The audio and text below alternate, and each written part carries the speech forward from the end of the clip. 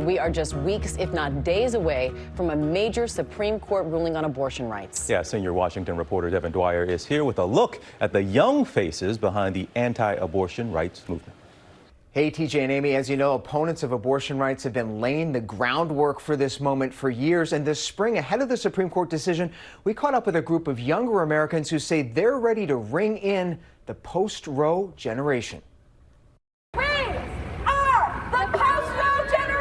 Stephanie Stone has joined anti-abortion marches since she was just 12 years old. From the moment that you are a human, from the moment that you have your own unique DNA and you are you, that's when you get your human rights. That's the best sign you ever made. At 26, she's a leader of Students for Life, a group that's kept anti-abortion activism thriving with younger generations. We're going to head over to the rally in just a second. This spring, they gathered in Virginia to prepare for a new phase So proud. in their fight. Almost 50 years since Roe, and here we are. It's exciting, a little bit scary, but at the same time, it's a re-education process, which is not just, this baby is your property, but rather this baby is its own person. This is the largest gathering of abortion rights opponents in the country this spring, just weeks before the Supreme Court will decide on Roe versus Wade. They are praying here for this to be a pivotal moment.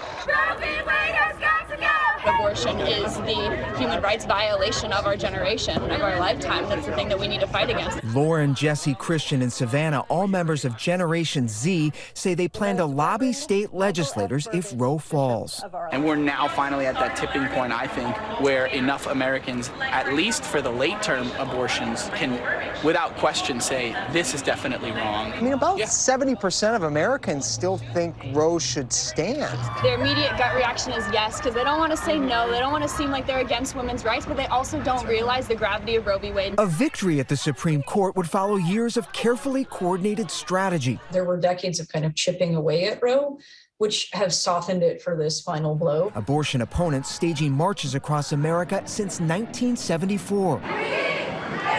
Just look at this, all walks of life. Absolutely. Young, old. Yeah. People feel really strongly about this. And relentlessly electing candidates to political office who pledged to end abortion. Would we have gotten to this point without Donald Trump? We would not be here if Donald Trump had not nominated the justices that he did, without question. We have a lot to be grateful for, don't we? Marjorie Dannenfelser, who leads Susan B. Anthony List, the powerful political arm of the movement, plans to spend $78 million this year to oppose abortion in the midterms. I always believed that there was such political strength in this organic movement that only grew the longer Roe versus Wade was around. She says luck played a key role, too. Had the late liberal Justice Ruth Bader Ginsburg retired earlier or died after Trump left office, Amy Coney Barrett, the sixth conservative justice, would not have been confirmed. Big moment for the pro-life movement.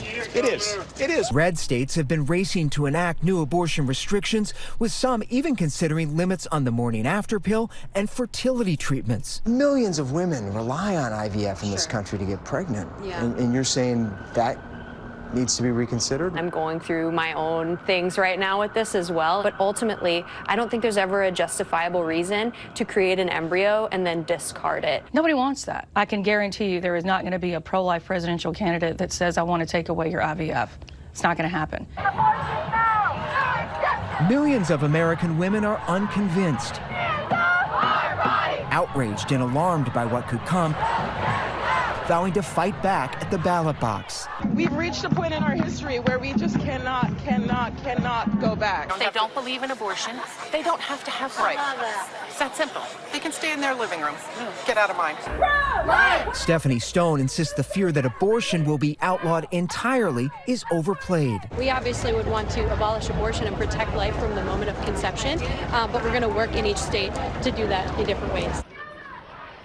Now, Stephanie Stone and those Students for Life say they'll be at the Supreme Court every decision day in June until that abortion ruling comes down.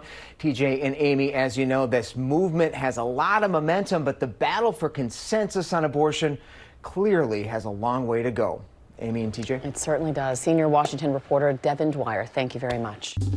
Well, hey there, GMA fans. Robin Roberts here. Thanks for checking out our YouTube channel. Lots of great stuff here. So go on, click the subscribe button right over here to get more of awesome videos and content from GMA every day, anytime. We thank you for watching, and we'll see you in the morning on GMA.